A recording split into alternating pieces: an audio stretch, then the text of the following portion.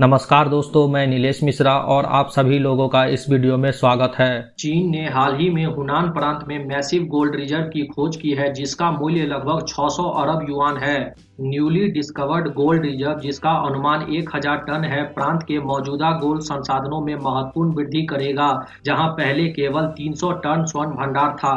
2000 metre की गहराई पर स्थित इस गोल्ड भंडार से आसानी से खनिज निकाला जा सकता है, जो खनिज अन्वेषण में चीन की रणनीतिक क्षमताओं को रेखांकित करता है। यह खोज वैश्विक खनिज आपूर्ति श्रृंखला में चीन के प्रभुत्व का एक और उदाहरण है, जो इसकी आर्थिक वृद्धि और इंडस्ट्रियल विकास के लिए केंद्रीय है।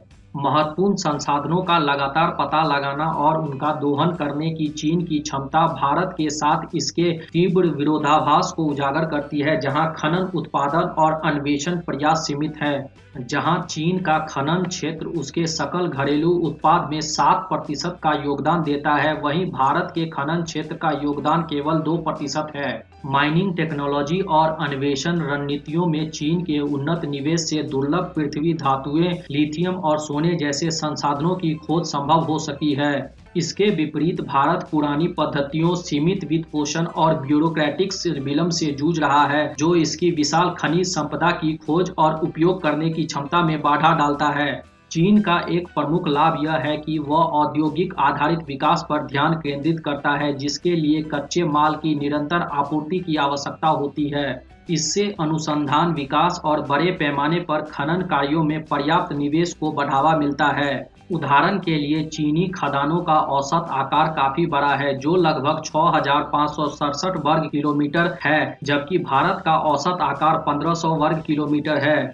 इसके अतिरिक्त चीन का नियामक ढांचा खनन क्षेत्र में निवेश आकर्षित करने के लिए सुव्यवस्थित है, जबकि भारत की प्रणाली की जटिलता और अकुशलता के लिए आलोचना की जाती है, जिससे अन्वेषण और निष्कर्षण परियोजनाओं में और देरी होती है। भारत की अन्वेषण चुनौतियां अपर्याप्त बुनियादी ढांचे और निष्कर्षण एवं प्रसंस्करण के लिए प्रौद्योगिकी की कमी के कारण और भी जटिल हो गई है। उदाहरण के लिए, जबकि जम्मू और कश्मीर में लिथियम भंडार की खोज की गई है, भारत में कम गुणवत्ता वाले लिथियम को किफायती तरीके से निकालने की तकनीक का अभाव है।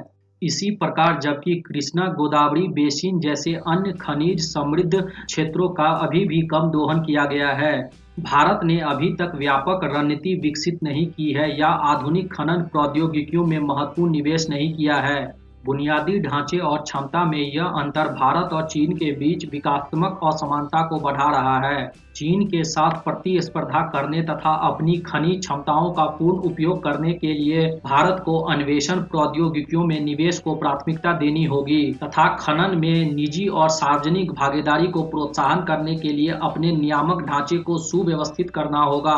खनिजों के लिए बेहतर परिवहन नेटवर्क जैसे उन्नत बुनियादी ढांचे भी इस क्षेत्र की एफिशिएंसी बढ़ाने के लिए महत्वपूर्ण है। वाइल भारत के पास खनन उत्पादन को बढ़ावा देने के लिए भूवैज्ञानिक विविधता और संसाधन मौजूद हैं, फिर भी इन संभावित परिसंपत्तियों को ठोस आर्थिक योगदान में बदलने के लिए एक केंद्रित रणनीति की आवश्यकता है।